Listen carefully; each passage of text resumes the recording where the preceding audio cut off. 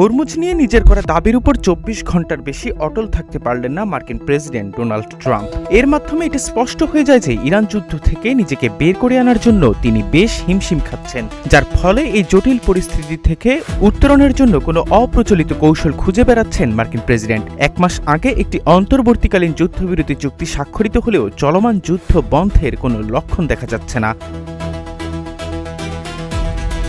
নিজের মালিকানাধীন ট্রুথ সোশ্যালে গত সোমবার সকালে দেয়া এক পোস্টে ট্রাম্প ইরানি নৌ চলাচলের উপর মার্কিন নৌ অবরোধ পুনর্বহালের ঘোষণা দেন। সেখানে তিনি হরমুজ প্রণালী অতিক্রমকারী মার্কিন মিত্র রাষ্ট্রগুলোর জাহাজসহ সব ধরনের জলযানকে ২০% ফি প্রদান করতে হবে বলে ঘোষণা দেন। বিশ্বের এই অত্যন্ত অস্থির অঞ্চলে নিরাপত্তা নিশ্চিত করতে যুক্তরাষ্ট্রের যে ব্যয় হচ্ছে তা পুষিয়ে নিতেই এই ফি নির্ধারণের দাবি জানান তিনি। তবে এর পরের দিনই তিনি সেই প্রস্তাব থেকে সম্পূর্ণ সরে আসেন। নতুন প্রস্তাবে ট্রাম্প জানান,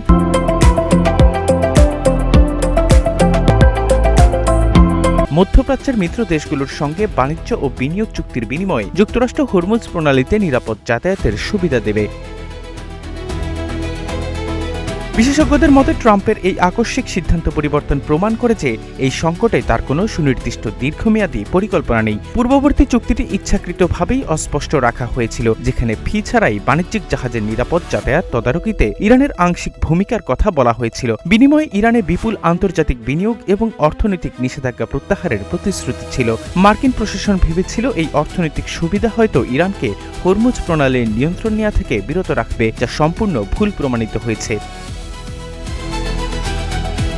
বর্তমানে উভয় পক্ষই এক জটিল সংকটের মুখোমুখি। মার্কিন হামলার কারণে ইরান যেমন তাদের সার্বভৌমত্ব রক্ষায় ব্যর্থ হচ্ছে, তেমনি অবরোধের কারণে তাদের অর্থনীতির প্রধান উৎস তেলের রাজস্ব বন্ধ হয়ে গেছে। অন্যদিকে ট্রাম্পের সামনে এখন দুটি পথ খোলা, হয় যুদ্ধ আরও তীব্র করা, না হয় প্রতিকূল ইরানি শাসন ব্যবস্থাকে মেনে নিয়ে কোনো শিথিল সমঝোতায় আসা। কাউন্সিল অন ফরেন রিলেশনসের মধ্যপ্রাচ্য বিষয়ক সিনিয়র ফেলো এলিয়েট আব্রামস বলেন, আমরা আবারও পূর্বের অবস্থানে ফিরে এসেছি।